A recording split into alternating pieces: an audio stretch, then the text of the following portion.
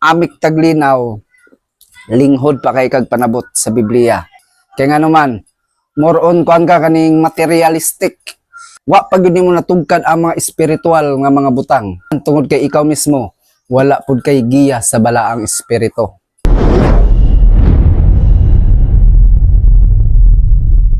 Genesis chapter 1 verse 1, it says, "In the beginning, God created the heaven and the earth." Kana palang gani usa nga verse sa Biblia nga mabasa sa Genesis 1:1. Unom na kabulan nga giistadihan sa mga pari.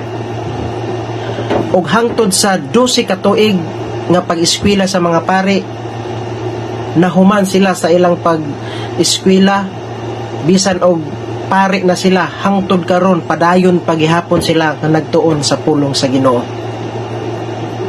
Apan ang makasusubo kay ang pari nga nag-eskwela og 12 ka tuig, gisaway, gikoreksyonan sa pastor nga nagseminar lang og 6 ka bulan, gikoreksyonan sa pastor nga nagbasa-basa og Biblia ilawom sa punuan sa mangga. Ang akong pangutana sa mga pastor, wala ba mo kuyapi?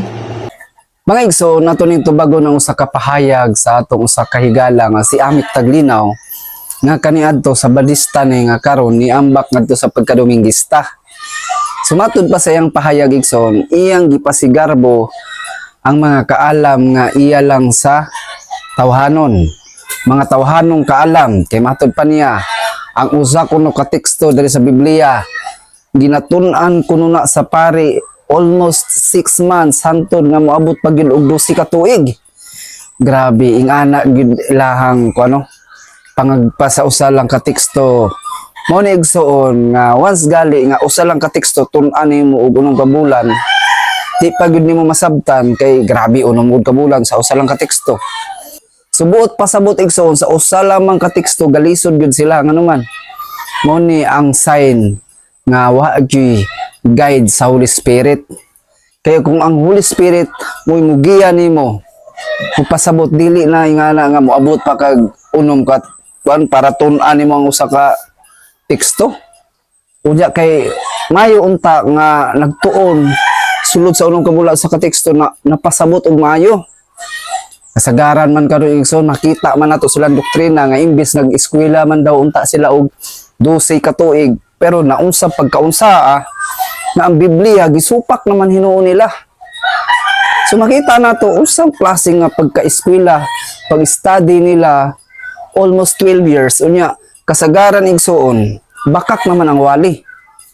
Subot pasabot ang ila ding pag-study, gi-estudyuhan nila ang Biblia igsoon sulod sa 12 ka tuig kung unsaon pagtuis, unsaon pagbungkag sa sugo sa Dios. Pastilan gayod.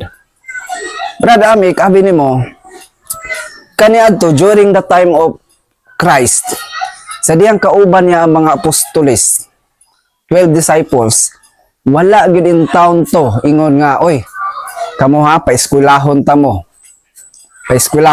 og 12 ka tuig para mahimo mong pare. Dili ingana ang Dios igsoon. Pero nganong nahimo man sila mga banggiitan nga magwawali. Di man gikan nilang kaalam nga wala man sila ga-eskwela og 12 ka tuig para lang mahimo kang banggiitan nga magwawali. Nga mahimo gyud kang pare, wala man ana igsoon. Ang kaalam nga nabatunan sa mga apostoles, dili to kaalam nga nagagikan sa university. Sa mga tawhanong kaalam, kundi iya gito sa Dios igsoon.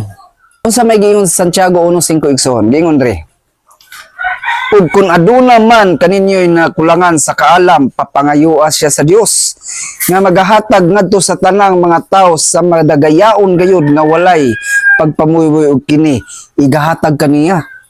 Ang kaalam sa Dios igsoon, pangayoon ra, dili kay eskwelahan pag yun mong 12 ka tuig ngadto sa mga university, unsa pa ng mga sikat nga universidad ya. Muna Amik Taglinaw, linghod pa kay kag panabot sa Biblia. Kaya nga naman, more on kuan ka kaning materialistic.